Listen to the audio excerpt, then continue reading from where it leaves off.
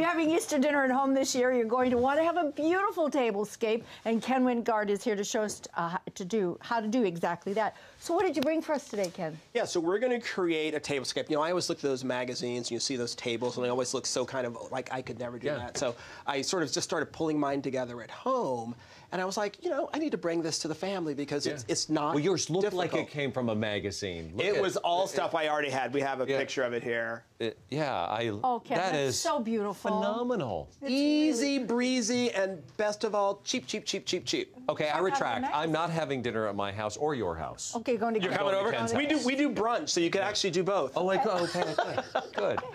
So what do we need to get started? We're going to start here. So first of all, it's all about, today we're going to create this sort of base, like the structure, which is really important to get heights and some different dimensions. So first we're going to create, notice in the back I had that sort of domed, like flower arrangement. So that was really easy. All I did was take a candlestick that I already had around the house. One of my dinner plates, and Mark, I'm going to let you do this, or Christina, if you're right there. Put a ring of glue around the top of this. And the great thing about using glue on something like ceramic, like when Easter's over, I can pop that off. Oh, comes right off, right? Right, and so you go back to using your dinner plate. So I'm using one of the plates that I'm planning on setting the table with. So that's going to tie everything together. And then just pop that right on there. Okay.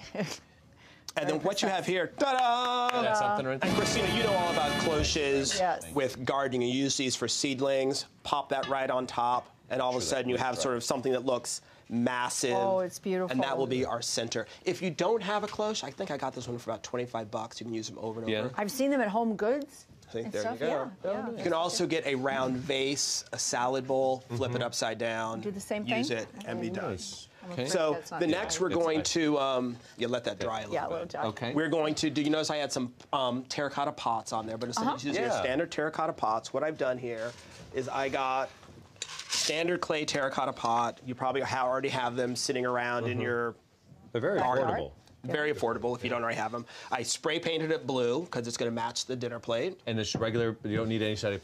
Regular good old spray paint. I hit it, had some leftover house paint, put that on top of the blue. You don't have to put a sealer on it or anything? Don't want to put a sealer. Okay. What you can do is in between the two, to make it a little bit easier, get a votive, a candle, one that's burnt out. What does that do? And rub it. What it's going to do is we're going to sand off some of the white paint so we show some of the blue. Oh. So putting some wax on there between the coats is going to make that easier.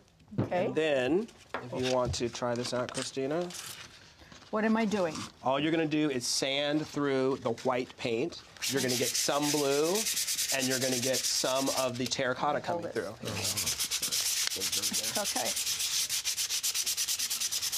Oh, nice. It gives it that real sort of weathered-ish. And what you're going to end up with... Oh, is that? Oh, that's beautiful. Oh, look at that. I like that. So, you know, all of a sudden, with paint that you already have left around the house, you're going to get this sort of great... And what you're going to want to do is do two of those. Do a small one and a large one. I like that. I love that patina. It looks so good. I like that. And again, so far we've spent very little money.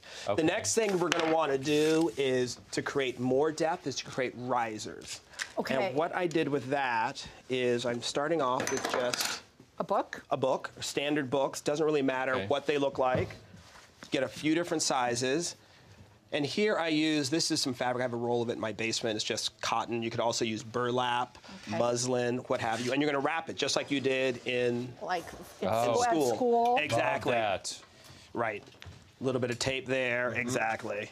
Yeah, put it over. Okay. Here you go. All right. You put the tape. All right. And what this does is this really gives, yes, if you have an antique set of encyclopedias, you can use that without covering them, but... How crazy that you just said that antique set of encyclopedias. Why, you have a set you're trying to get rid of? No, but it sounds so weird. Oh, that it's antique. Yeah, because it's so weird to say that. I know. Wow. I know. And you didn't even flinch when you said that. I did. Well, who, you know. I can remember my parents saving up forever to get a set. You know, every day we'd get the A, then the B, then the C. I would remember the guys used to come door to door selling them. We'd buy 3 books at a time till we had the whole thing. And now it's our centerpiece. And now we use it as an oddity. Right. Yeah. And then all I did was create, as you can see these here, create very cute little book titles. Just, you know, on your computer. Oh, eggs. A Tisket, a Tasket. Peter C. Tale, an autobiography. Is that Peter Cottontail? Yes. Oh my gosh. And then cut them out with some pinking shears. You want to pop a little glue on the back of that? Sure. perfect. I love that. Okay. Uh-oh, I glued the gun to the... And then all we're going to do is put that on the spine of our book. Okay, here, you can put this on the spine of the bookmark. Okay, good. Oh, a bookmark, get it? There. Oh, perfect. Okay. Okay. Ba-dum-bum. There it is. Here all week. Look Okay. at that. There you go. I am going to show the camera. Look at that. Eggs, eggs, eggs. Perfect. Okay. All right, so you can be sure to watch tomorrow when Ken will show us how to fill out this whole tablescape, and with flowers and greenery and special touches you can find at home without spending any money at all.